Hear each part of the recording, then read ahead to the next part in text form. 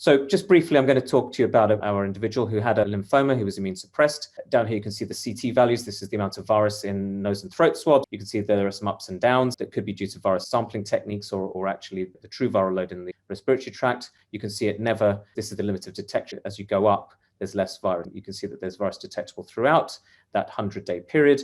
There are a number of treatments used during this period that include remdesivir, and in purple here, and you can see that dexamethasone was used to reduce inflammation.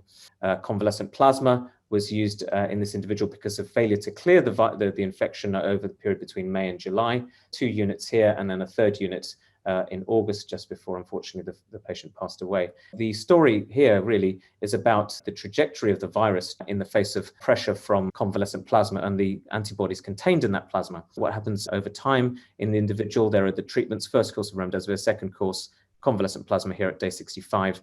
And what I'm showing you here is what's happening in the viral population in those nose and throat swabs. This is done by next generation sequencing. Here you can, in dotted line, you can see the viral load. There are a number of different populations emerging. We can see here there's a double mutation that emerges at day 82. This fades away as the antibodies are fading away. And then when the 3rd course of convalescent plasma is administered here, you see the resurgence of that group of viruses, and it's shown in green here in the phylogenetic tree. This is a diagram showing where those mutations are. One of them is out here in S2 and one is in N-terminal domain. They're both hanging out on edges.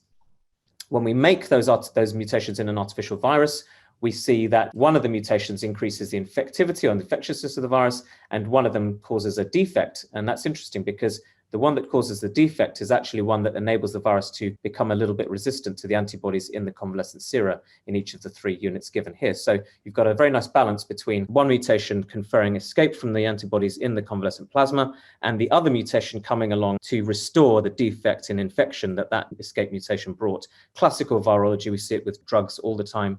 And so that's how we think that new variants are emerging within hosts. They're learning to adapt to the immune system. They're acquiring multiple mutations. Some are designed to escape, some are designed to restore infectivity.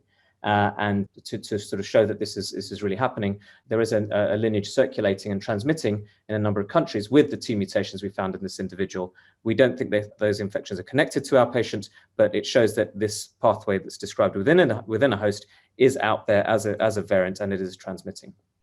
Thank you very much.